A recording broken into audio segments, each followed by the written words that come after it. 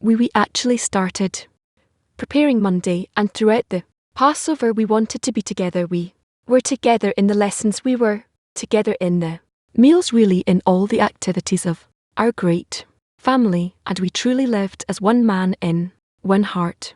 And you know, the level of connection that we've managed to establish is felt like a gift from above, like the miracle that I've talked about. And now, before this lesson, we turn to you, dear Creator. Connect us with one intention, connect our hearts, fill us with the yearning to hear you through our connection. That's me. Those who want to come into the work of the Creator in order to truly adhere to Him and enter the King's Hall. Not everyone is admitted, rather one is tested if he has no other desires, but only a desire for adhesion. He is admitted, and how is one tested if he has only one desire? He's given disturbances. This means that he is sent foreign thoughts and foreign messengers to obstruct him, so he would leave this path and follow the path of all people. This is from Balaam Shamari 70. One who wants to come into the work of the Creator in order to truly adhere to Him and enter the King's Hall. Not everyone is admitted, rather he is tested to see if he has no other desires, but only a desire for adhesion. He is admitted, and how is one tested to see if he has only one desire? He is given disturbances. This means that he sent foreign thoughts and foreign messengers to obstruct him, so he would leave this path and follow the path of all the people. Back to workshop. How can we overcome all the obstacles and reach a true desire to work for the Creator's sake? Together again, how can we overcome all the obstacles and reach a true desire to work for the Creator's sake together? Okay, so start it. Says that any state the Creator sends us, we give it back to Him. We feel the love of the Creator that He sends, even if the state is not good, but it's a state where the Creator allows us to turn to Him and ask for help and pray. We will be able to draw more light, and from there we'll be rewarded with drawing more light. How do we connect to Him above all the disruptions? Is that the questions? That the answer is in the question together. If we will be together above every disruption the Creator sends us, we'll see how this together helps to solve the disruption and turn it into a pile of bones. And together we need to remind each other, as we discussed in yesterday's lessons. Preparation. All things come from one source, specifically lie, in order to bring one close and not any other way, just so that one has the need, the right approach, the need for the friends you receive from the Creator, a true desire to work for Him. We can develop it with the help of the reforming light. The reforming light we draw with the work between us.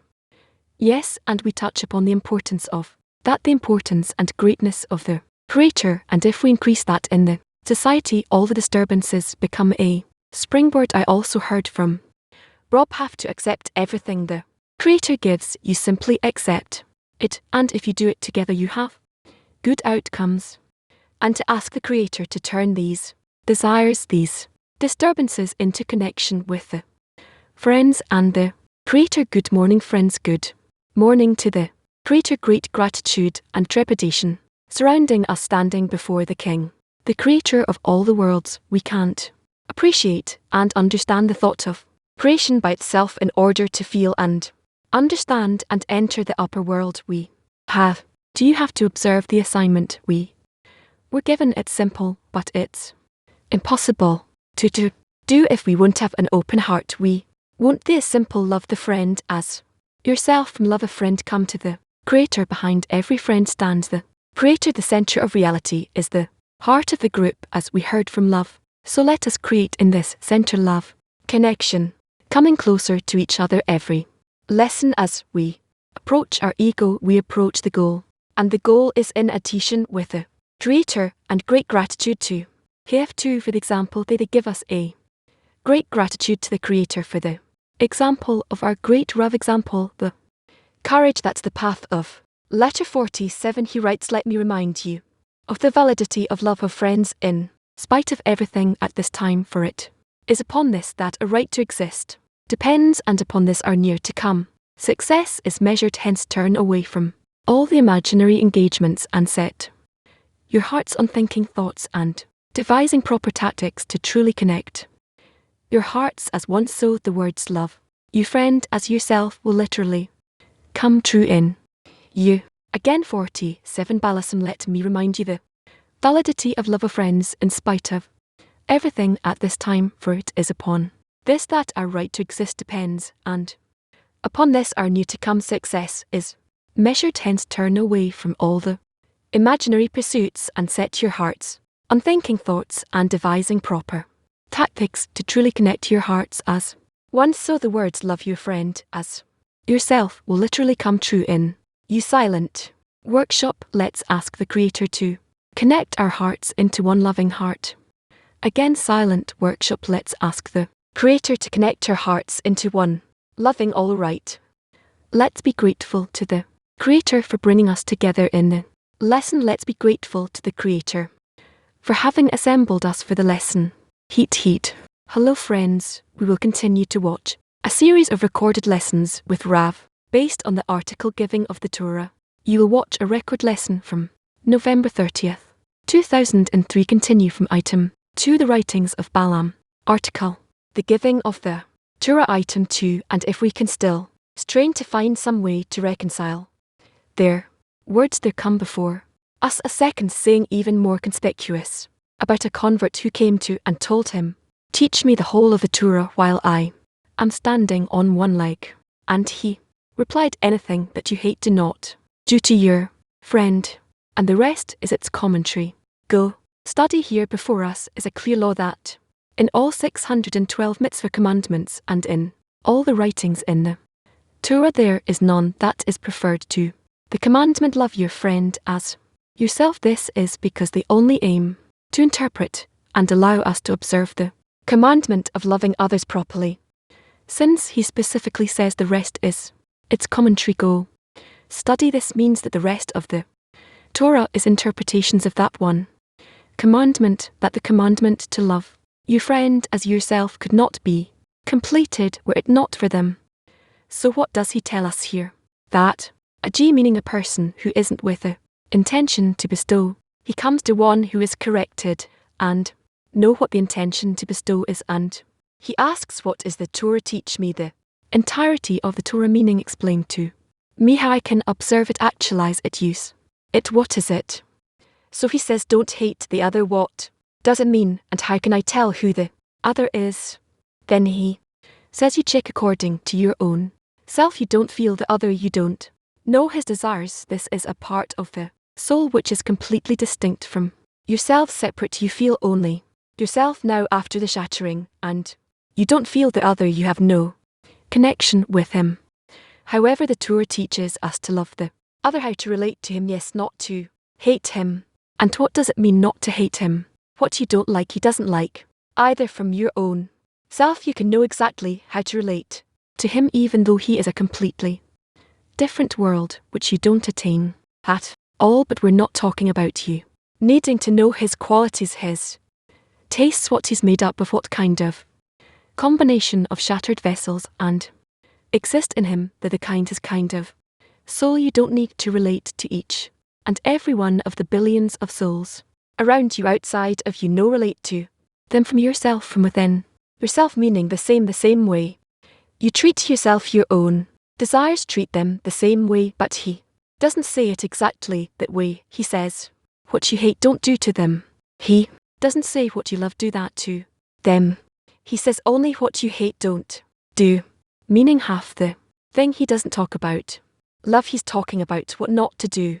Seemingly why? Because the gil, those are vessels of reception which first of all need to be brought to the state of do not use the vessels of reception. Make a restriction over the and that means what you wouldn't have done to you, don't do unto others. And then comes the second stage, using the vessels of perception in order to bestow, and that is called love, loving, bestowing. Now for now it's just don't do anything bad, come to a state of seeking grace. Don't exploit the other. All your vessels of reception, all the vessels in general, correct them, fix them with the light of us. We learn that's it, and that is the Meaning of what you hate, what you would hate done to you, don't do that to others. You're not correcting yourself in order to bestow, which is called said no. Rather, as the Deb says, the king's daughter was sick and she was told that she could heal if she gets a shirt from one who is. There was a person like that in the forest. They go to him, they say, give us your shirt so that the princess can heal, and he says, I don't have a shirt.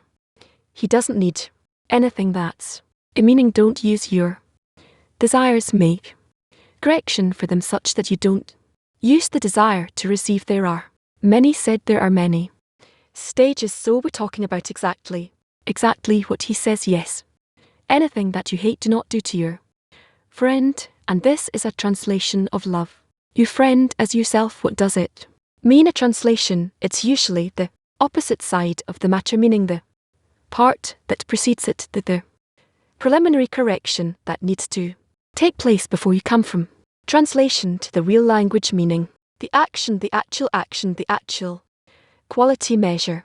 Yes, it sounds like don't do it to your friend. What you don't like sounds like restriction. Is that the point of restriction? Is why are you saying correction is restriction, a correction? The desire to receive called G. The convert, one who wants to convert, wants to be a G. He wants to correct himself. He says, teach me the entirety of the Torah. In what way then can you give him a correction? By him restricting himself, not using his will to receive in order to exploit everything around himself for his own benefit. That is the first correction. When a person stops thinking about himself, yes, that is the first correction. That is what we learn. Yes, that's called bestowing, not receiving. It's not to receive and still not to bestow. We need to understand that we cannot do anything with our own desires.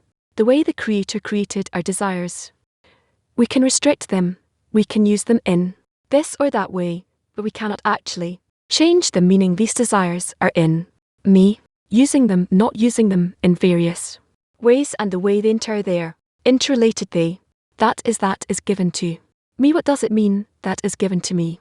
By what? By the light. I use the light as a force against my natural desire, which exists within the desires, against the natural inclination within the desires, the innate inclination to enjoy the way that we're created, the desire to receive pleasure and enjoyment. We just call it the will to receive, and it wants to receive. If it's more developed, more evolved, it starts looking at the environment to find something to enjoy, and then to the extent that it wants to enjoy and knows the environment, it exploits the environment to enjoy for enjoyment, and it cannot take anything into account other than his own enjoyment. Now, if it wouldn't have received some suffering from certain styles of exploitation of others, it would exploit the others 100% for its own benefit, without any limitation and without taking others into account whatsoever. But because we are in special closed system, mutual system, then each one needs to take others into account and see to what extent he can exploit them for his own benefit. But that is the law in which we exist. That is how the system is. If I speak about what you hate, do not do unto others, meaning you don't want to be exploited by others. Your will to receive doesn't want that, so in the same way, don't exploit others for your own benefit, and for that you need to receive some kind of power from above which doesn't exist in your nature. We call it the light of grace or mercy, and that light will spread in your desires to receive, and it will give them a kind of satisfaction from not exploiting others in order to fulfill oneself, but rather to settle with being pleased, being fulfilled even without exploiting the other. This satisfaction. Sorry, that satisfaction comes from the light. There's something that comes, fills me, and then I don't want to exploit the other at all. I disconnect entirely from that means by which I fulfill myself using others. I don't need to fulfill myself any longer. Now you can ask, is this with respect to the others? Is it with respect to the Creator? No, the correction which comes with a light of gives me simple satisfaction without wanting anything. I enjoy the fact that I'm not using my vessels. That is called seeking grace. You can translate It doesn't need anything. It's a state called catnut smallness. I don't use the desires to receive. I diminish myself, you could say. Where are my big desires, my abilities to feel? And so no, I feel things. I am in some kind of reality, but it is not complete. Yes. It turns out from what you're saying that a Kabbalist who goes through the correction of let it in mercy, human desires don't exist in him anymore. Kabbalist meaning a person who reaches the correction of on himself. Does he feel, or rather does he not feel, human desires? We talked about how the desires always exist in every person. They're always there and they can only grow more and more, and the fact that these desires now receive a correction, it doesn't mean that they vanish. Rather, I feel satisfaction in them. Fulfillment, the fact that this satisfaction is not complete, as I don't use these desires to the maximum that's correct, but each and every desire is in the same magnitude that I felt prior to attaining the correction of, and now each and every desire is certainly and satisfied, fulfilled. Meaning it's a degree, it's attainment. It's a special kind of attainment of the creator attitude towards the created beings. In that one is detached from any self-interest, and I have now also attained that degree relating to the whole of creation. Without any self-interest, without the desire to profit for myself like the creator, that is a great correction that can come only from above. Who is me here, and who are the friends? What does he say? He says everything that you hate, do not do to your friend. Who is the friend? Rather, you interpret it to mean each and every part of the soul of which is shattered like yourself, which you want to exploit for your own enjoyment. And now do you rise to a correction where you no longer want to exploit it, the same way you don't want him to exploit you. Or the friend can mean one of us in the small group where we establish a society, as Balsam recommends us to do in his article. The freedom, he says, a person is affected by the environment he receives power from. The environment, his realization of love. You friend as yourself, the entirety of his correction can be performed only within a society, and therefore we speak about the application of all these actions in a small society and not in the whole of humanity, because he explains there that in a small society you perform these actions, the society understands you, supports, it assists, respects. It helps you continue performing these actions, learns from you, and also at performing the same actions towards you, and so you build a little system which is corrected first, as he says here, with a correction of meaning for the time being. Don't do bad things to the other what is good or bad for the other. Check according to yourself and then relate to others the same way. That's all. So not for my own sake means, yes, this means not for my own benefit. Neutralize yourself, sever your will to receive in your relation you the way you relate to others. In that set of restriction is there already the potential of bestow. I wouldn't say it's just restriction. Restriction and the correction of said. There's a restriction means that a person remains empty. He has the power to avoid using his will to receive, and he is under pressure, stress, not using it is a different degree where a person enjoys not using the vessels of reception. Now this joy, is it for his own sake? No. He enjoys the fact that he's similar to the creator. It's nevertheless a kind of adhesion to the creator. Closeness, while the timsum, the restriction, isn't the restriction, is the opposite. He discovers the extent of his well, how far he is from the emanator, and you can say that it's not for nothing that the restriction is called a very bad, harsh thing. Why? Because the creator wants you to receive, and you disrespect his emotions. Right, because he enjoys you receiving, but rather instead you respect your own feeling, which is shamed you to which you don't receive. There's a great difference between being said and being under restriction. So if love your friend is yourself is to receive in order to bestow, and what you hate don't do to your friend is delighted in mercy, then how would you define the state of the restriction relative to the friend, relative to the other the state of the restriction anything you hate do not do. To your friend I would say that we will clarify it soon if it's restriction, or if it's in our state it has to be. Why it's not a theoretical thing, rather for ourselves in our situation. And it cannot be any other way, because everything that we need to do to begin with has to do with the ultimate goal, which is adhesion to the Creator. So this step that I take, not using my desires for my own pleasure, that is already movement toward the Creator, to bestow to Him, to reach, bestow towards Him, and that's why it's not restriction. Rather it's the acquisition of, if I don't harm others, I don't exploit others, but I still don't actually bestow to them, meaning this is a transition from minus to plus without going through zero. I would say that towards the other I am as a zero, neutralizing my evil towards him, but still without activating my good towards him, and towards the Creator I'm already in, or I would say in adhesion to him, but not active adhesion. I don't resemble him, I'm not like him, I'm now like him, in that I don't think about myself the way he doesn't think about himself. Yes, in this world, can you understand what is true love? No? Yeah. Item 3. Before we delve into the heart of the matter, we must observe that commandment, since we were commanded love your friend as yourself. The word yourself tells us love your friend to the same extent you love yourself, not one bit less.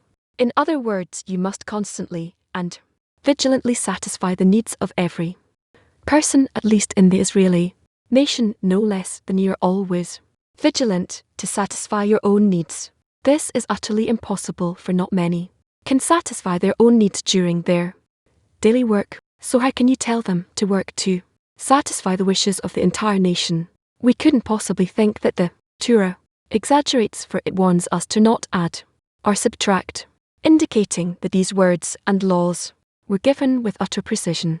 What does he explain to us in item 3? That after a person reaches the correction of what you hate do not do unto others, he comes to, well, he needs to come to observing that the command and the condition of love your friend is yourself, and yourself exactly like yourself, the way you check to see how not to do bad to others. You examine your desire in great detail to see how you don't like being exploited, used, stolen from, forced, and in the same way you correct yourself towards others in how you relate to them. You make sure not to touch anyone in a way where you exploit them for your own sake, your own benefit. Now you continue forward and use all your desires towards others. And how can I tell? Again, from your own self you can learn what you can do for others, meaning exactly with each and every desire, to the extent that you see that you wish and yearn to fulfill each and every desire with pleasure. Do the same thing towards others. And he says here towards the Israeli nation as a whole. Later he'll say that it's towards the whole world, and in truth it doesn't matter towards who or what, towards one or towards a million, it's the same thing. He'll explain that later. What matters here is the way in which a person does it, from an understanding of himself, by observing himself. And here we have a question: can anyone actually do this? No one. Can one do one tiny action in that way? No one. So in what way I feel that I cannot fulfill myself? No, I can say it differently: to the extent that I work for myself and still cannot satisfy myself, to that extent I can also in the same way take care of others and not be able to satisfy them. Right, or maybe not, maybe the others I can actually satisfy while I cannot satisfy myself. But the condition for emerging from one's own vessels and fulfilling everyone, it's not that I have to fulfill everyone. Maybe I can't, but I have to at least be in that direction. The same way I keep turning to myself and checking how else and what other ways I can fulfill myself. This has to be the natural program by which one life's operating system. You could say he replaces his operating system. Right, he begins to operate in such a way where he examines himself to see how to relate to others, meaning he uses all of his desires. You cannot say that he annuls them, doesn't activate them. He activates all of his desires, and he must check and test and delve deep into each and every desire, here as best he can, to the fullness of its depth and the combination of all the desires, and so on, so as to understand from that how to relate to others, meaning he exploits himself the same way previously he exploited others to fulfill himself. Then he attains the correction of said not wanting to exploit others for his own benefit, and now he begins to exploit himself. Yes, to fulfill, to satisfy others, that means love your friend. So we're not talking about the whole of humanity. How can I fulfill the whole of humanity? Of course not, but this condition, love your friend as yourself, I can observe 100%, and it doesn't matter how much I satisfied the world and who or what matters. If what matters is if I exploited myself 100% to extract from myself every kind of pleasure and satisfaction with which to benefit others, I emptied myself outright to the extent that I could fulfill myself by exploiting the whole world in every kind of way. If I checked and tested and did the same thing towards others, perhaps by that perhaps I can add to the world only, let's say, a kilogram of pleasures, which it's the whole world. Where is that even? But it doesn't matter, the whole world is called Adam the human. So by exploiting myself entirely for that purpose, that means I did 100%, and maybe it suffices to satisfy 10% of one person. Some were right. But you understand what it means that a person has to care for everyone, and it means simply to check oneself and 100% actualize it with all his powers and energy. I read again item 3. Before we delve into the heart of the matter, we must observe that commandment. Since we were commanded, love your friend as yourself, the word yourself tells us love your friend to the same extent you love yourself, not one bit less. Other words, you must constantly and vigilantly satisfy the needs of every person, at least in the Israeli nation, no less than you are always vigilant to satisfy your own needs. This is utterly impossible, for not many can satisfy their own needs during their daily work. So how can you tell them to work to satisfy the wishes of the entire nation? And we couldn't possibly think that the Torah exaggerates, for it warns us not to add or subtract, indicating that these things, these words and laws were given with utter precision. Meaning, of course, there's a question here: how can a person love the entire world well if he exploits himself entirely to pour out what he has towards the others? That means that he loves the whole world because his entire world he brings out. What does it mean that I satisfy someone? What does it mean that I satisfy someone? That I, as he says, what I check that is good for me, I now do those favors, those good deeds to others I don't know, someone I know myself, and from each and every desire, if I use it in order to bestow to the other, it means that I satisfy them from within my own desire. How can I tell that they feel good from that? I don't know, maybe not, but there's no other way. I don't care about explaining who's the other, what is the other, why it will be good to him, why will he enjoy what I'm doing to him when I do to him that which gives me pleasure, typically why he specifically he has to enjoy this, but only from that I can relate to bestow. Later we'll learn that we see, and our vessels, in these vessels are bestow the attitude of the Creator toward us, and we begin to relate not according to our desires, but according to the attitude of the Creator who created our desires, and we copy his attitude, not exactly his desire, but above the desire. When there are other clarifications, that's hard to express it. If a person is in the preparatory stage and he understands he needs to reach bestow, he tries, he wants to, and he fails, what should he try to reach?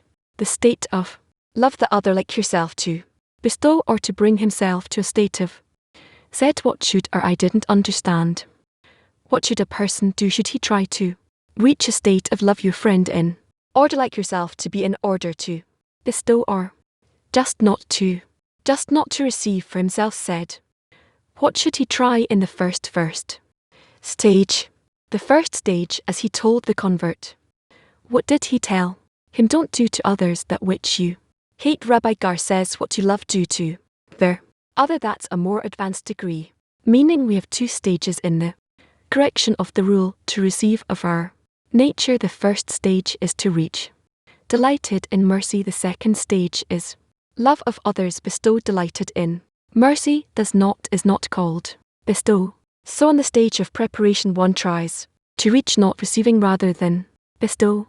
What's important for us is to reach the correction of delighted in mercy, where I don't consider my own desires. Why?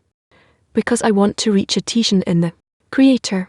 So first of all, as he explains in the speech for the completion of the first correction is just like the Creator who doesn't think of himself, so you should not think of yourself, and the second stage, just as the Creator bestows to the other, is constantly giving.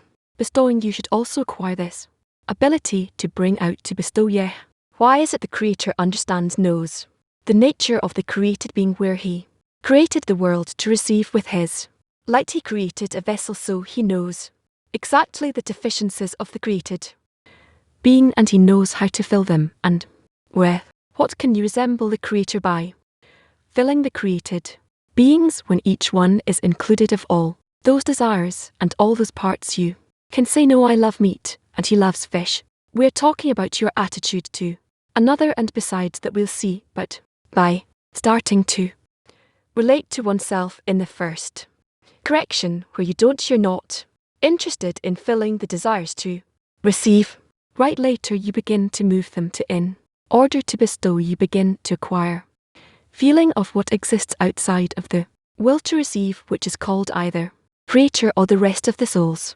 No, in the order of corrections is it after the correction of Alvit is delighted in mercy, a result of the correction of the Arv, or before it, of course, it's a result of the correction of Arv, because how we got a person, he tells us, right, which is in the article of the Arv, which is the continuation of the giving of Torah. We, as if we're looking for from the end, the result, trying to understand the beginning, that if a person is not certain that he will lack nothing, if he doesn't have that feeling, he won't be able to be delighted in mercy, then he will take care of himself in order to reach a state which is delighted in mercy. He has to receive the feeling from the environment that he lacks nothing. The question is, what does it mean that he lacks nothing? They give me such an illusion, or they truly show me that I will lack nothing, or some sort of a social agreement. Brainwashing, something imaginary. We have many such preconceptions, things that we received right, or they exist in us as a something we learned when we were young, when you're toddlers, babies. So what does it mean? This mutual guarantee, this is it. Hypnosis, perhaps? No, it's our general force, where because the society wants to reach adhesion in the Creator, in its effort to reach it, it draws from above the force of the surrounding light that corrects the vessels and sustains them in delighted in mercy. Not that this society has such powers. Who are you, excuse me for saying, without no disrespect, but who are you that are you able to fill what I want, satisfy my needs, right? Who? And in general, how can you imagine that some society can give such certainty and confidence for the future? And we're talking about the filling relative to vessels of reception, not on something where I diminish my vessels of reception. Only eat a piece of bread with salt. No, I am certain that I will lack nothing. This is the meaning of Arv. So certainly this Arvat is a spiritual force that descends from above on the group that wishes to be guarantors to one another, wish to reach the goal, and that is why they enter such a relationship with one another, where they seemingly sign a covenant between them, that we have this mutual connection when no one wants to think of himself, and he wants to think only of others. When I feel such power from everyone, only our desire will be this way, then a special force descends from above, and it gives us this feeling, this correction, where we certainly need nothing more. This feeling is sufficient for us to not think of himself, as if everything is introspections. Why? What does it matter if I receive power from the group or from the Creator? What Does it mean to receive power from the Creator? If I'm in a society and we have an agreement, we agree to be guarantors for each other, why can't I why must I receive power from the society? Why do I need or why can't I receive power from some other source? What does this mean? Why is it that all the corrections I receive from the Creator and not from where society first of all, because the society is made up of broken vessels like myself, and only in a mutual state when we want it we will bring from above the correction from the Creator. Why the society? Why do I need more people to provide me these corrections, and I cannot attain this force by myself if it comes from above? I and the Creator I wish to correct myself, and why shouldn't He send me this force of correction surrounding light for the lighted and mercy surrounding my light for the vessels of reception? Later I begin to perform these Zoom couplings, and I begin to walk up the steps right up at the grease. The thing is that, again, the corrections are in and gluing all the together, all the parts of the soul of therefore I cannot along with the Greater and invite upon myself again a force from above unless I do it through the connection in the society between the souls. That the mutual vessel is where I can acquire revelation, and forces is between us. In a sense, this is what He's trying to explain to us in this article of love. Your friend is yourself, the giving of the Torah. So this is exactly what we're going to learn. Continue reading item 4 of their article, and if this is still not enough for you, I will tell you that the simple explanation of that commandment of loving your fellow person is even harsher, for we must put the needs of our friends before our own. It is written in the name of the Jerusalem regarding the verse quote, because he is happy with you, said about a Hebrew slave quote, when sometimes he is but one pillow if he lies on it himself and does not give it to his slave, he does not observe, because he is happy with you, for he is lying on a pillow, and the slave on the ground if he does not lie on it and does not give it to the slave. It is the Sodomite's rule. It turns out that against his will he must give it to his slave while the master himself lies on the ground. End quote. We also find the same rule in the verse about the measure of loving others, for here too the text compares the satisfaction of the friend's need to the satisfaction of one's own needs, as with the example of quote, because he is happy with you, end quote, guarding the Hebrew slave thus here too, if he has but one chair and his friend does not. The law is that if he sits on it and does not give it to his friend, he breaks the commandment of love your friend as yourself, since he is not fulfilling the needs of his friend as he fulfills his own. And if he does not sit on it and also does not give it to his friend, it is as evil as the Sodomite rule. Therefore he must let his friend sit on it while he himself will sit on the ground or stand. Clearly this is the law regarding all the needs that one has and one's friends lacks. Now go and see if this commandment is in any way feasible.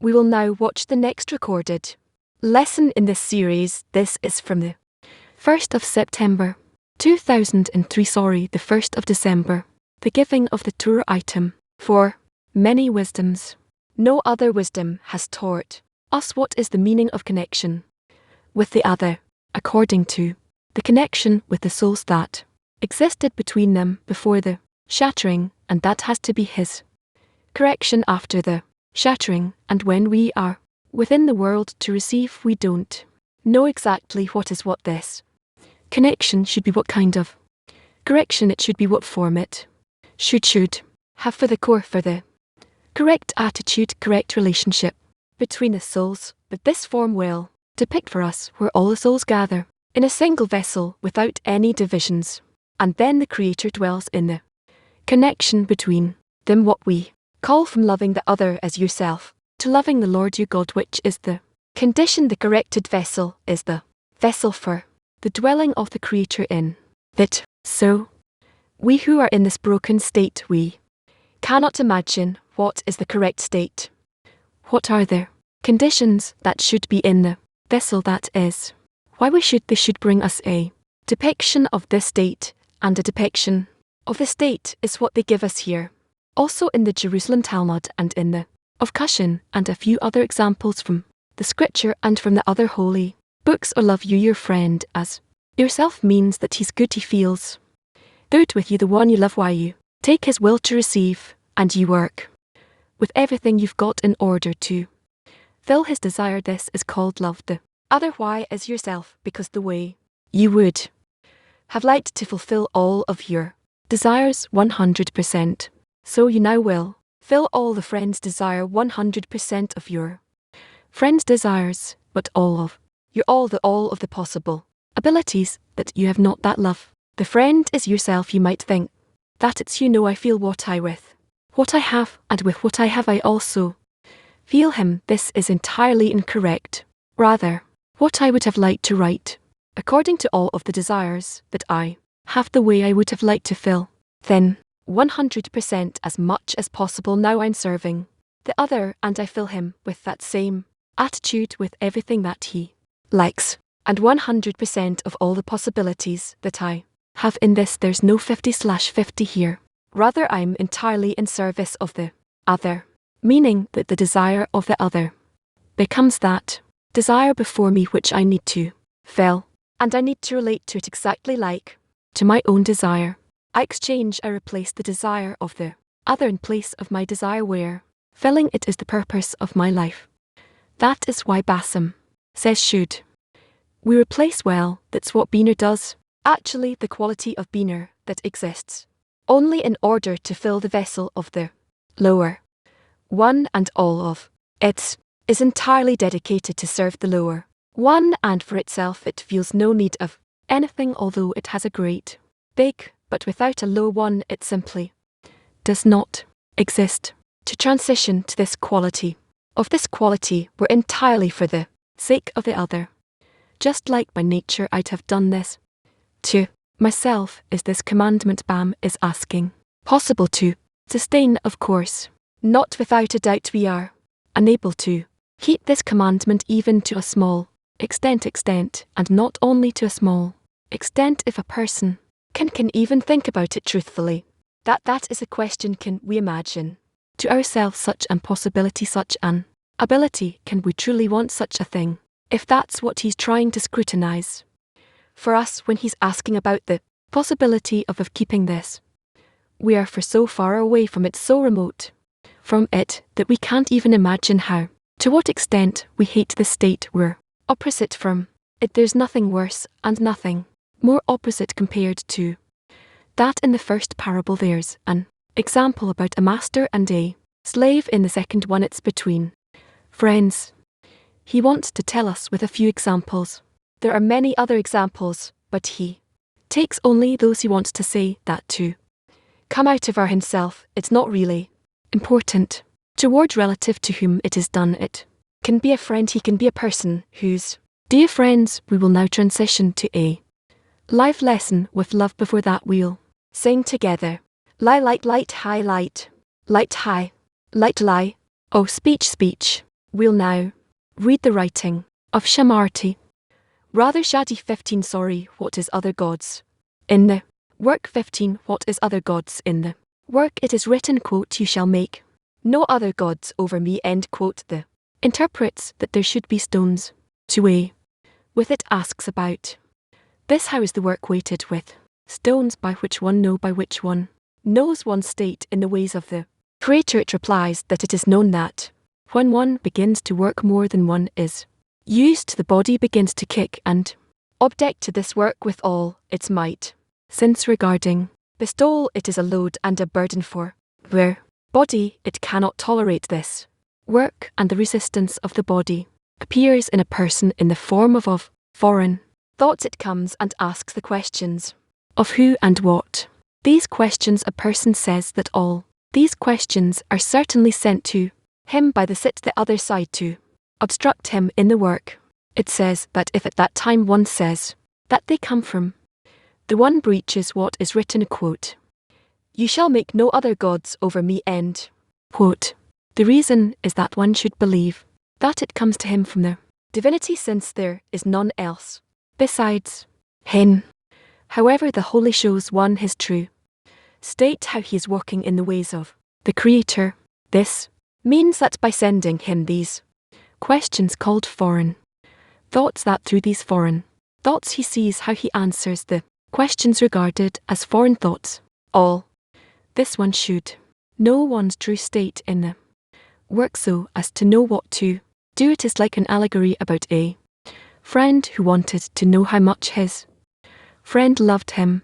Certainly, when face to face, his friend hides himself because of shame. Therefore, he sends a person to speak badly about his friend. Then he sees his friend's reaction while he is away from his friend, and then one can know the true measure of his friend's love. The lesson is that when the holy shows her face to a person, meaning when the Creator gives one vitality and joy in that state, one is ashamed to say what he thinks about the work of bestow without receiving anything for himself.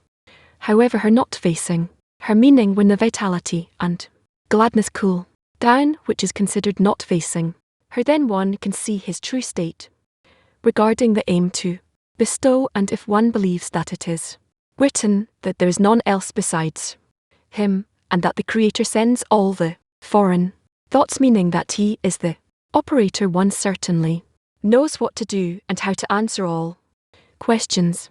This seems as though she sends him messengers to see how he slanders her kingdom of heaven, and this is how we can interpret the above matter. One can understand this, that everything comes from the Creator, for it is known that the beatings that the body beats the person with its foreign thoughts, since they do not come to a person when he does not engage in the work, but these beatings that come to a person in a complete sensation, to the point that these thoughts smash his mind.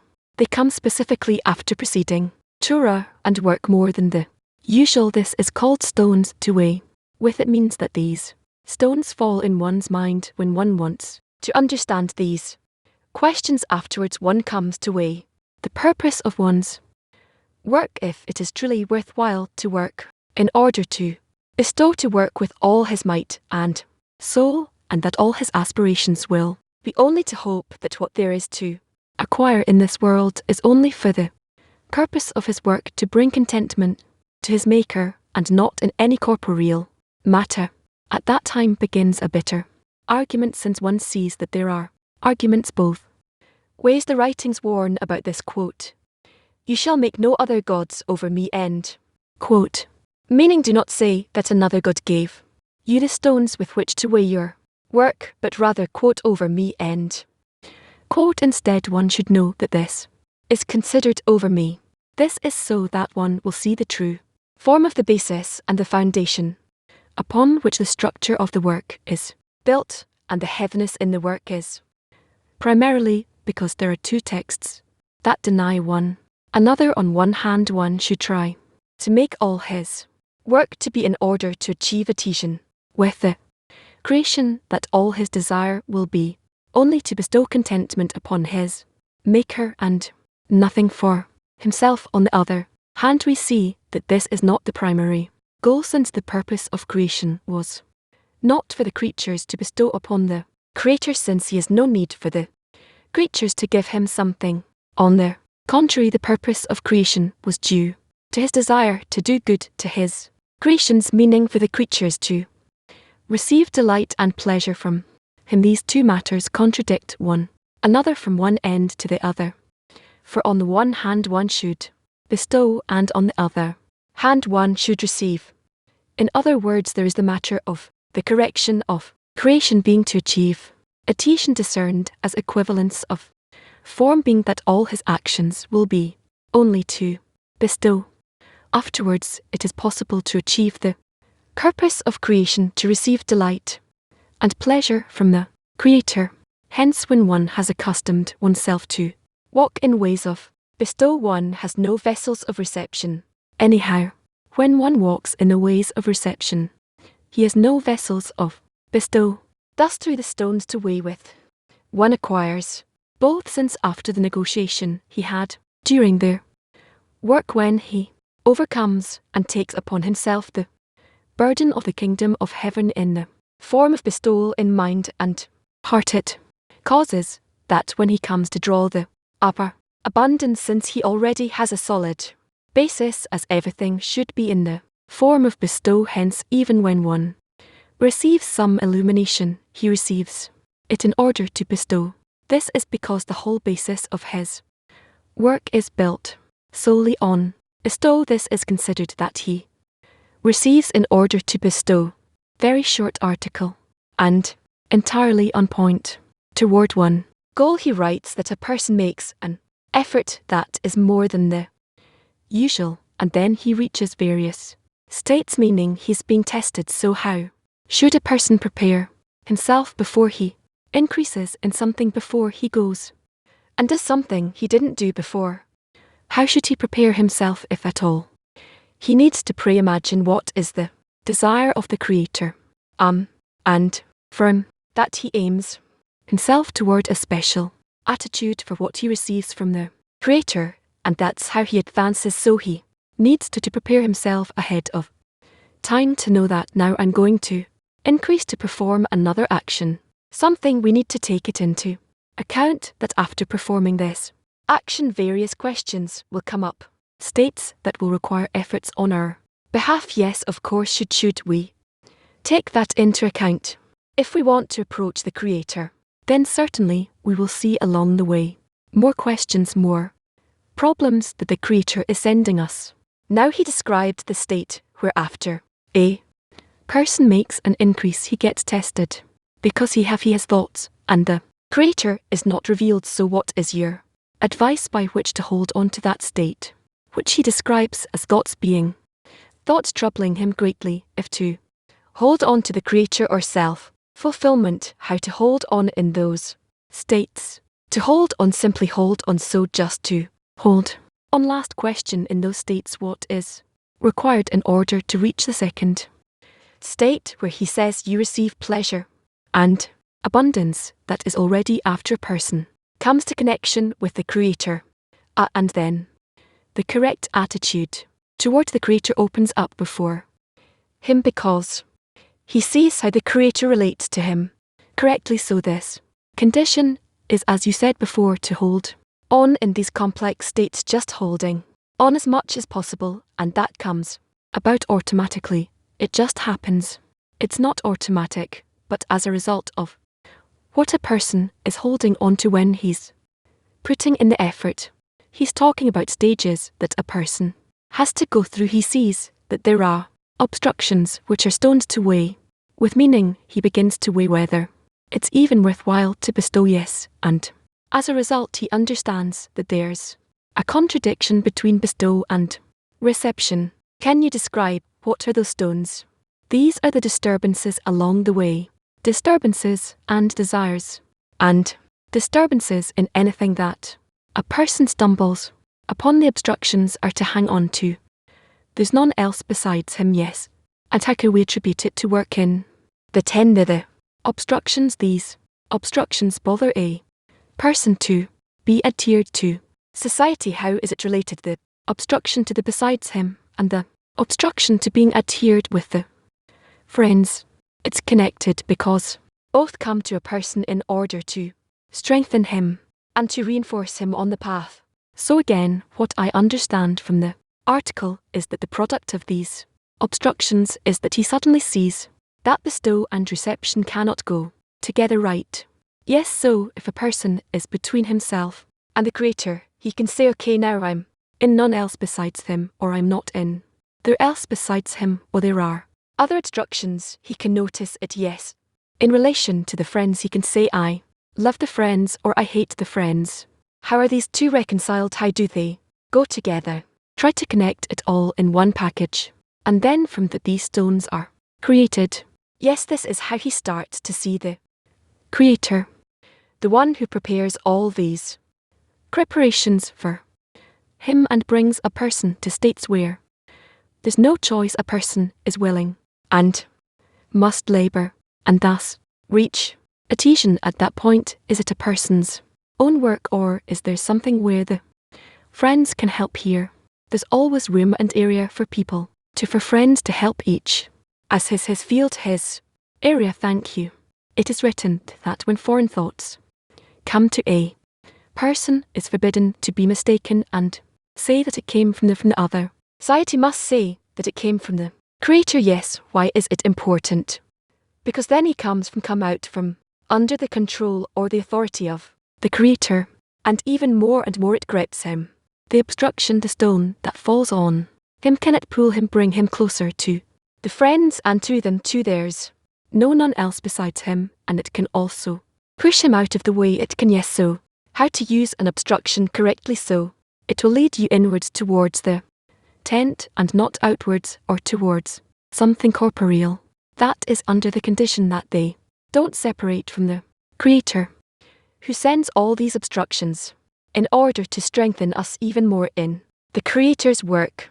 He writes that if a person believes that there's none else besides him, and he certainly knows what to do, how to explain all the questions, why does faith in there is besides him, organizes him, helps him answer all the questions, because it connects them with the path, with the purpose, with the goal. We are a month before a Congress that's titled this, Connecting to Theirs. None else besides him, yes. How do we strengthen ourselves with faith that there's none else besides him? We don't separate. First of all, we don't separate ourselves from the control of the Creator, who governs and bestows and doesn't let us go. What does it mean that we don't separate? I don't stop holding on to it. Yes, I want all my thoughts and desires to be towards him, and all my actions, and for me to fully be in the direction of the Creator, until the next moment when thoughts come and disconnect me from the Creator. This is so that you understand that there's a certain flaw, blemish in your work, and you need to renew your connection with the Creator more powerfully than it was before. How does a person renew the connection with the Creator when he's disconnected from the Creator? The fact that a person understands that he's disconnected from the Creator, he needs to understand that it's the Creator who's sending him that feeling and that state, and then to try and connect himself to the Creator in a much stronger way than before. And why the friends here? Because the jump is immediately to the Creator. Yes, why is there a direct jump to the Creator? I would say certainly there's work with the friends here, with the whole society, but the main thing is the extent to which a person is aimed towards his Creator. I don't understand what is my Creator. I'll ask again when an obstruction comes to a person. Does he run to the friends, to the tent, or to the Creator too? Beside him, to whom does he run? To the friends or to the Creator? He runs to the friends because through the connection with the friends he brings himself back to the Creator. Last question when he writes, faith in there besides him. What is faith in the nano-s besides him? What does it mean? Faith is the connection a person has in the Creator, and can that connection be unilateral when I want to connect to him? Yes, first of all on behalf of a person, where he is constantly inclined towards coming close and connecting to the Creator. Thank you. Yes, a person's connection to the Creator is at the innermost part of our work. If it doesn't exist, then something is flawed in their work, because there may be a state where a person is busy, well, not busy, but he is at work, right? He's connected to the friends, he's got activities, but the Creator somehow he misses it. He doesn't engage him, so that's not a healthy state, right? We need to try and always be connected with the Creator and not let ourselves distance from him. There was a question, how to connect my relation to the society and to the Creator. So my question is, a person has been rewarded with revelation, does he see the connection between the two? Do they become one in him, the connection with the friends and the connection with the Creator? Let's hope. So we'll get there, and we will see. Is there some advice how prior to their revelation person doesn't lose these two, where he sees is these two is always together in him? Sure, it's possible. It's possible. Yes. How does a person overcome when the Creator spoils his connection with the friends. You explained before that when I lose my connection with theirs. Not besides him I have to run to the friends, but what if the obstruction is in the connection with the friends? What saves a person? Then what saves a person? Renewing one's connection with the friends and renewing the connection with the Creator. But at that point this is the obstruction. He doesn't want to renew the connection with the friends. That's the obstruction he got now. He doesn't want to be with the friends now. So what do you do? Mercy from heaven. What saves him?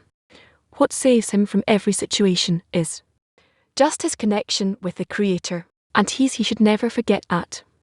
So when a person loses the connection with his society, or he has an obstruction toward the connection with his society, he somehow remember the Creator specifically. Then the Creator is first and foremost, and if he has neither, what happens then? He's free, he's disconnected. How not to lose connection with the Creator? What will help a person? Because there seems to be two things here that are connected. If I'm with the friends still, they'll agree to me with the Creator. If I'm in the environment, I have some sort of a shield, so to speak. Yes, if I'm not with the friends, I may be able to somehow remain with the Creator by myself through habit or the study or something. But what protects a person where he forgets both? What saves a person then? He cries out to the Creator to save him, to reconnect him, and the Creator answers, thank you. Yes, when I think about the Creator and the goal, does it help my 10 when I'm disconnected from the Creator and the goal? Am I harming my 10? Yes, so why doesn't the Creator give me this feeling that I had to ask you this? Why doesn't he give me this feeling? He has calculations, and he does that from his plan towards you. All right, yes. When a person falls and gets a blow, he often feels that it's too late already, that he missed out all kinds of warning signs that he had along the way. How do we not miss out on warning signs that we are off track? How do we notice them so we maintain and hang on to the besides him? We need to see our entire group and try to feel it. Is our work is to be in connection with it, and this is how we will advance. Regarding small things I miss out in my corporal world, I work somewhere, and there are things that I miss, but I have greater value in other things, so they ignore it. But in spirituality, from the perspective of the Creator, does his relation to these little mistakes? What is his relation to these little mishaps and mistakes that we will have to reveal? Whoever reveals it will reveal it, and whoever doesn't need to understand that. For the time being, he's not discovering it. There's the allegory of when a person walks in the garden with the Creator, and then he walks and walks until he finds himself outside. Yes, how does a campalist relate to the little things? What kind of attitude does he have toward that, so we can learn? I don't understand you. Let's say I have to overcome something big that occupies me and takes my attention. There are small overcomings. Then I kind of say, well, never mind, I didn't overcome it, something small, but afterwards I see that this little thing led to something else, and it suddenly becomes a big thing. This is how I feel. It's so what's the right approach to those little things when you have small opportunities? When you say, well, that's nothing, it's that all depends on the environment, to the extent in which the friends guide you towards looking seriously at all obstructions. Should there be high sensitivity to the little things? Yes, the sensitivity should be high. Okay. Let's say that a friend's behavior upset me, and I understand that too comes from the Creator. According to the article, I shouldn't erase what I feel, this being upset, but I should come to a state where I love him. Yes, because again the Creator gave me both, and then I'm more stable toward the Creator. Because you have one opposite the other. Is this correct? We need to see and what it disconnects you and what it brings you closer. The main thing for us is attention to the Creator, so you need to check yourself and to what extent it distances you or rejects you or brings you closer to the Greater, it's just that the questions of who and what are questions that Pharaoh asks, and here in the article it says that it came from the Creator. That doesn't matter, it doesn't matter. There's another point here. He says toward the end of the article that these stones are a great possession, something we have to be thankful for. Why? What's the great value in these stones? According to this, he weighs or measures the greatness, the result, and that's why it's important to him. It's as if it's impossible to advance without the doubts that the heavy stones. So how do we come to appreciate them? By talking about this, relating to it. Should we talk about it in or about the great value of obstructions? Yes, yes. Yes. No, thank you. Well, how does a person check if he's slandering the? That's according to the results. Because there are things I need to do toward the society, and my first reaction is the body's resistance. The body objects is that slander could be. Yes. So how does a person check? Usually there's some kind of illumination too. So I need to check my initial reaction to the initial reaction of the body. Does it mean that there's a flow in me? Yes, yes.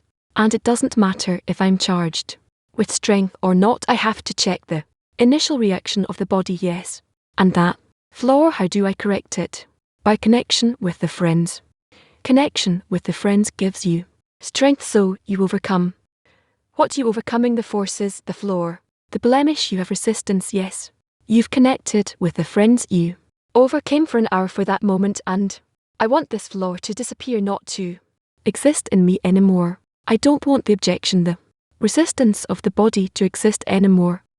The fact that you don't want that doesn't mean a thing. I'm asking how to correct this. We correct it by non-stop working on it until eventually it's corrected. Yes, thank you. A friend in the 10 currently has an obstruction, he shared. We are at a connection meeting, he shared it with a 10. I suddenly feel that I am incorporated in it. The whole 10 is incorporated in it. So how does a 10? How does the 10 help now? It's his scrutiny.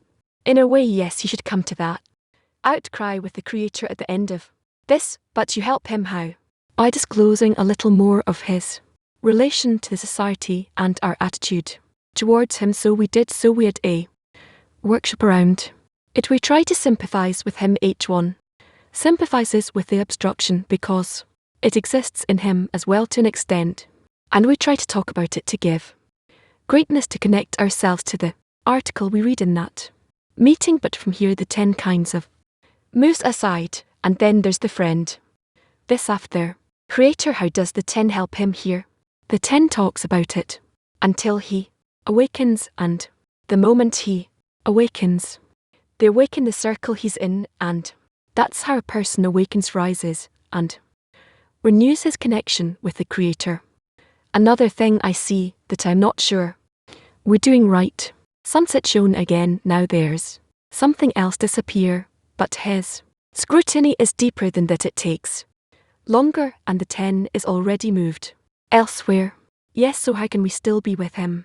Support him and work, because in me too there is this part I need to do something with that. Incorporate with him and hold him, help him until you see he emerges from this. Is there a connection between his scrutiny and my scrutiny, or the 10? Is there a connection between the corrections? Don't go into that. Don't go into such things. Okay. More a question from WP6. Why is attributing to the Creator regarded as bestow? Attributing oneself. Attributing there's none else besides him, that everything is from the Creator. Why is attributing to the Creator regarded as bestow? Because a person kind of erases himself and says that it all comes from above, from the Creator, and a person has no action that he is responsible for, but it only all comes from above. So the friend continues and asks, if the Creator turns us every moment, what is our action? What belongs to us? The Creator spins everything, prepares everything, and we need to try to identify his actions in all our life. From women, Turkey, I know I have the knowledge that the Creator is behind everything, but how do I make room within me to feel that the Creator is behind everything? I would say that She needs to care more for her friends, to be in a caring mode for the friends, and then she will feel how close whether she's close to them or not. No from women. P25. How do we know when foreign thoughts are a scrutiny from the when it's a trick of the ego? It's a difficult question. A person who stands before such questions, it's not simple for that person. Yes, he needs to just continue more and more and try and receive upon oneself those questions, and to try and divide them into a way that they're gradually he'll be able to decipher them as well. That's it. Get a view. What is the purpose of the obstruction? To advance a person. How? To advance the person to the obstacles. Eventually, we overcome the obstacles, wanting to renew the Creator, renew the connection between us and the Creator, and thus we become stronger. What is the connection with the Creator? The connection with the Creator is where I understand more, where I understand more the obstacles that come to me and the thoughts that awaken in me, and I want with all of these to return to the Creator and adhere to Him with all my forces. What does it mean to adhere to Him with all my strength? What is this action? That action in which all of one's desires and thoughts that awaken in me, that I want with them to adhere to the Creator. And we heard before that a person has to renew the connection with the Creator. Yes, what does it mean to renew the connection with the Creator? We feel from time to time that we were more connected with the Creator, and now suddenly that connection disappeared. So what to do? So we see that Balasim recommends for us to not let go of the connection between us and the connection with the Creator, to just pray together as much as possible, as powerfully as possible, in together in true cry that will reach the heavens, and then we will receive an answer. So does the obstruction help a person renew the connection with the Creator? Yes, and if it renews the connection with the Creator, obstructions won't come. Why not? One has nothing to do with the other. In other words, the purpose of the obstructions is to advance a person in the way that the Creator advances. Yes, and a person should constantly renew the connection regardless of the obstructions. Yes, and these two somehow advance in a person in parallel. Excellent. Thank you. Yes. All right. Can he writes that these obstructions come to a person precisely when he begins to work. If it seems to a person that these obstructions come to him precisely when he begins to become negligent, yes, it seems to him like the obstructions come because he doesn't overcome, and he's negligent, not because he's working. When he connected and he was adhered to the Creator, and now he gets heaviness, rather he feels that he moves away, becomes negligent, decreases the connection with the friends, and that's why their obstructions increase. Yes, so what then? Should try to diminish it.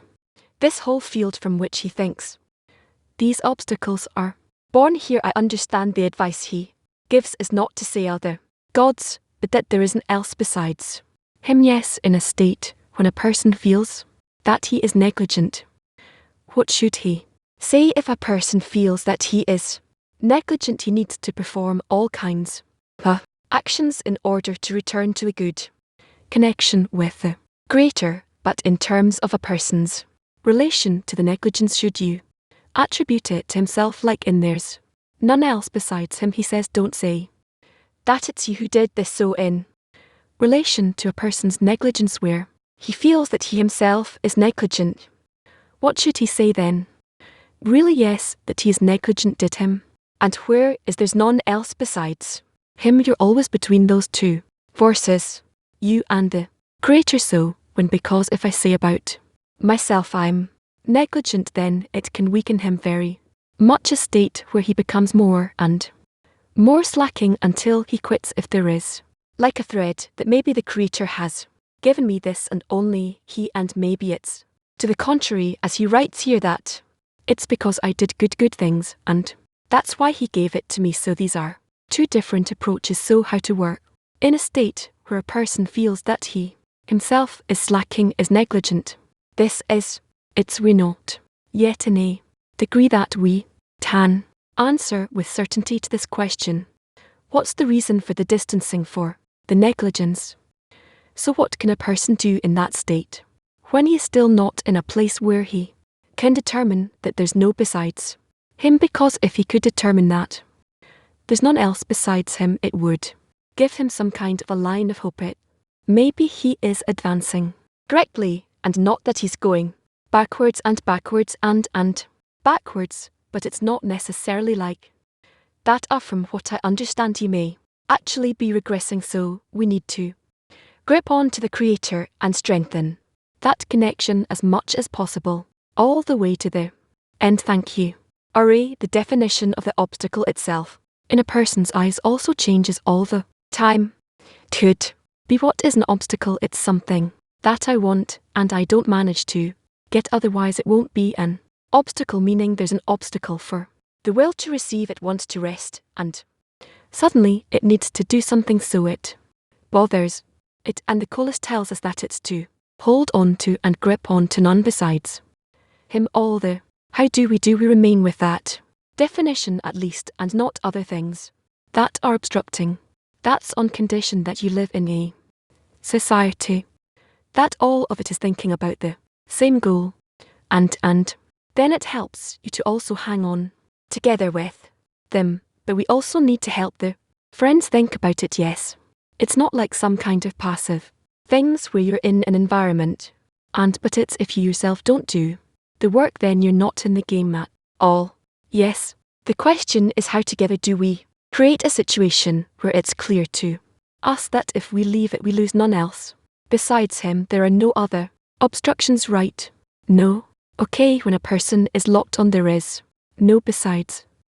What's the place of their friends in this direction? Do they have a place there, or is he locked on him? That's the question. He cannot be adhered to. There's none else besides him if he doesn't connect himself to all his friends, meaning if he's locked on the Creator without the friends being with him. I'm asking it because from my experience there's the feeling that sometimes the fact that you're locked on besides him alone, it disconnects once from the friends, correct, and then it could become even prideful and crude.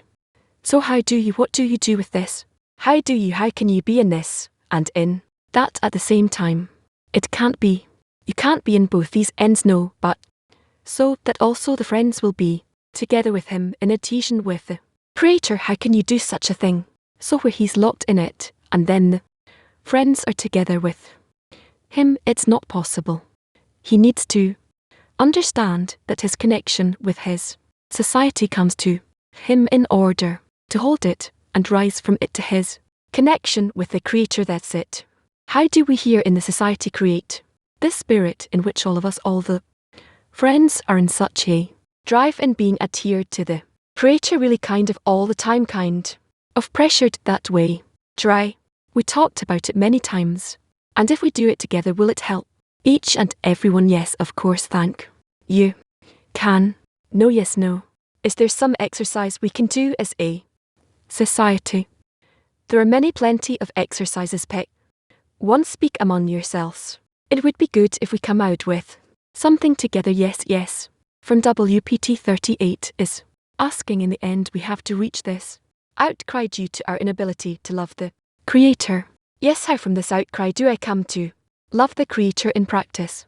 In other words, I can make an outcry with all my might, but I still don't feel that there is a result to it. Friend is writing that she's crying out that she doesn't have the ability or the strength to bestow and love the Creator. She reaches this outcry.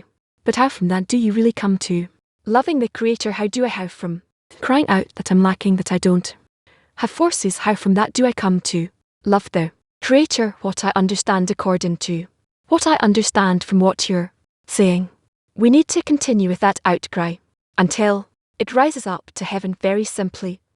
A friend, Anna from Muscode, is asking, how can you help a friend connect to the Creator more? To help a friend is through example only. Okay, Gil, yes. Jilash, you always tell us how Rabash in every given moment that he had a free moment he would open in his Shamarty notebook yourself. Also on trips, you always take Shamarty. Look out, you look at it, what is there in this looking into Shamarty, and specifically in Shamarty I didn't see you actually taking out or other things when a person's on the roads in different ways. I heard that perusing through Shamarty helps him choose none else besides him. Can you explain something about that? In short, through reading Shamarty, a person attains the Creator. How does it operate? We don't know how it works, just like all those other things in spirituality. We don't know what happens, but if we want to be connected to it and not disconnect, it happens. Meaning in advance when a Kabbist takes sheets in order to be connected to besides him. Yes. What is the correct response of a person? The most correct response to a person who's under such an examination that what happens to him when he's under some sort of an examination? He is being sent from above. Now all kinds of instructions for him to be able to examine or strengthen in where he is. Yes, that should eventually be his test, what he's checking. Yes.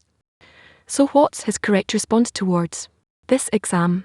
After this test he knows where he is, where he should be, and the gap between them is basically his deficiency in the prayer.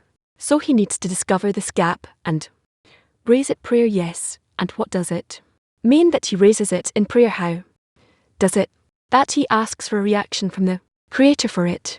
Good morning. What is the desirable result of the you overcomings a person does?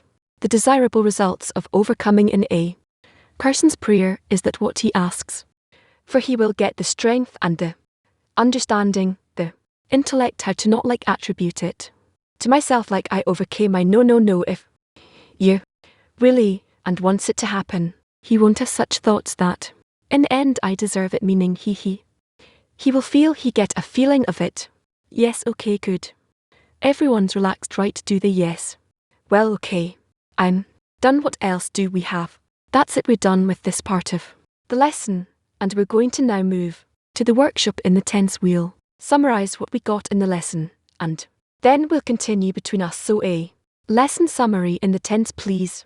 So we started with everything related to the restriction, desire, and mercy to bestow state when a person doesn't need the feeling for himself and only asks for a connection with the Creator. Each desire is satisfied and he's disconnected from any interest in filling himself. It's a great correction from above, and it means that in the meantime don't do harm to others. What you hate, don't do to your friend. After that, we talked about person's connection, but he needs to understand that his connection with the society comes to him only because he has a hold of the connection with the society, and from that he comes to connection with the Creator. And we need the help of the Creator for all these things. It's not something that we can do alone. To receive this help, we need to expose ourselves as much as possible to the reforming light, and that's where from the small actions that do probably increase the power of these small attempts and tries.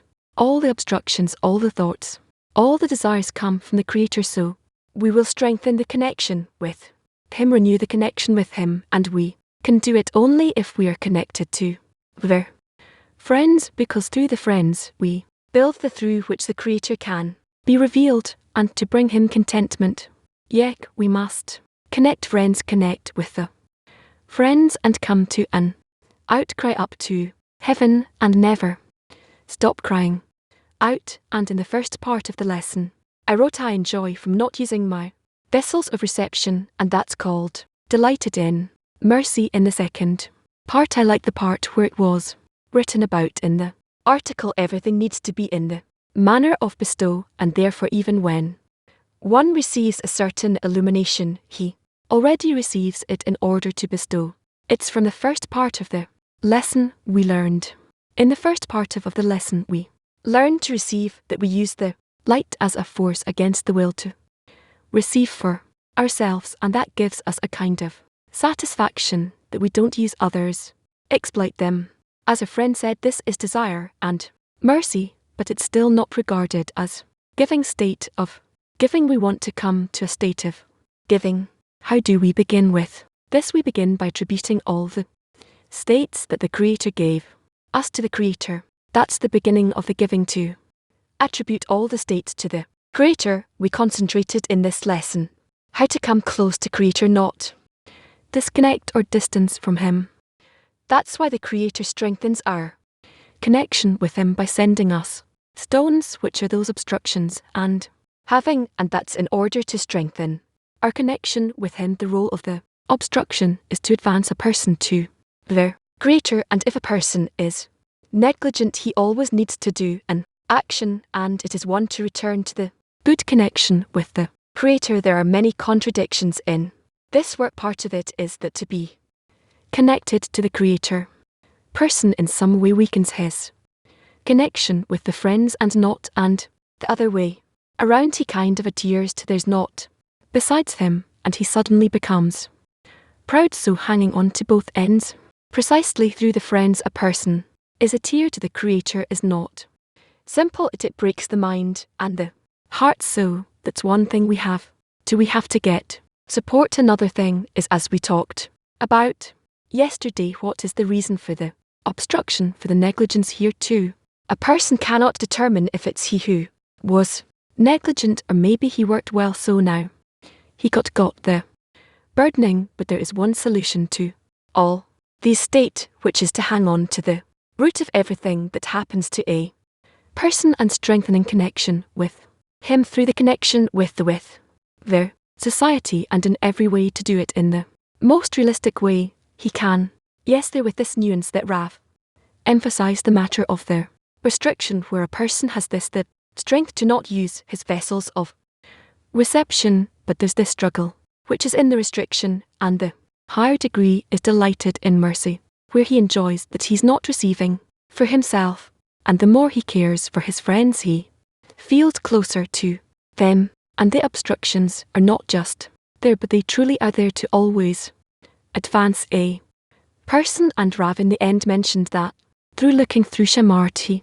Okay friends, before we move on to the next workshop question, we want to remind everyone that the World Kabbalah Convention connecting to the Nas besides him will take place Thursday and Friday, May 22nd and 3rd, and an additional day of Congress Saturday, May 24th in our regional congresses world over. Have big gatherings in Chile, Mexico, Ukraine, the United States. Friends who want to travel to the original congresses, please coordinated with the heads of the languages. The registration for the congresses is open. Go to convention. What awaits us there?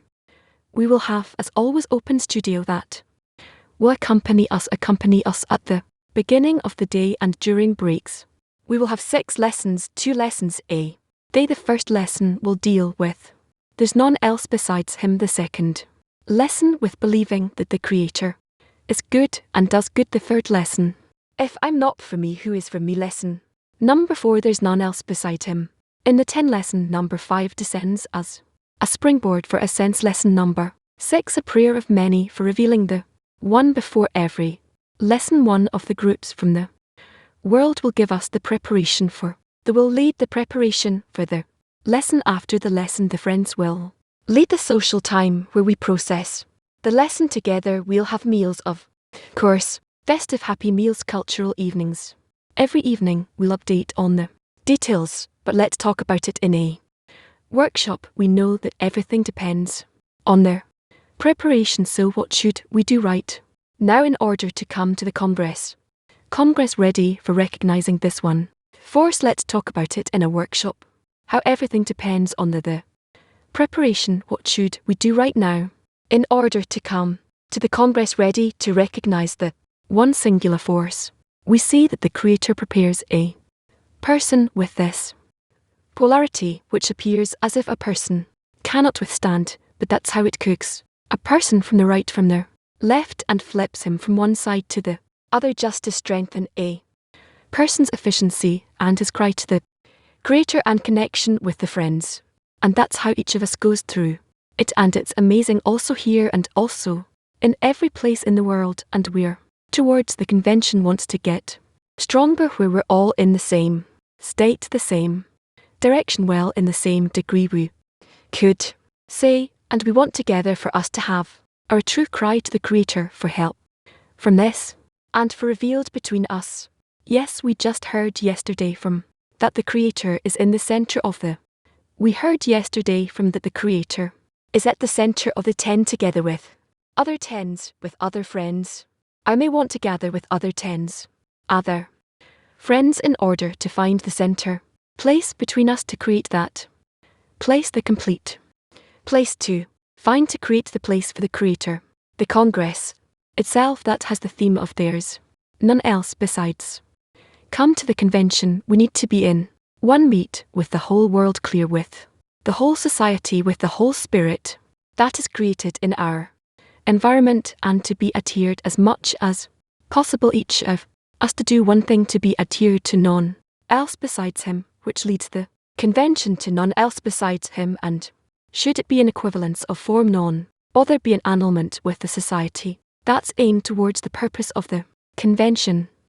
Right, that's the whole purpose of our work, to recognize that there's none else besides him. For this, a person has to know his own existence to determine that there's none else besides him, rather than there's none else besides me. That's why we were given the society, and mainly the 10. If he wants to incorporate with them, he attains the greatest thing that exists in reality, which is determining that there is none else besides him. It all depends on the preparation. Every goal we want to achieve or attain on our path, it all comes from our preparation in the 10. As much as we work more on these materials of their convention and raise the importance of this topic of that, we want to see it in every moment of our life, in every state we go through, in all our relations between us, we will prepare ourselves more, and we will want to do it, of course, with the whole world clean, and this is out of this preparation, this desire to do it together, all of us together, to this feeling in the convention. It still seems to me like we need to go somewhere, or to just pick a forest and pick some woods and just go there. It'll be above reason, it'll be an effort, but I'm certain that it'll bring us great contentment, and if we succeed, it'll be there's none else besides him, only he can make us do it. Let's pick up the glove and try. And I just give up because it's a little difficult. Let's just get into this project. Yes, the success of the convention depends on how much we invest in it.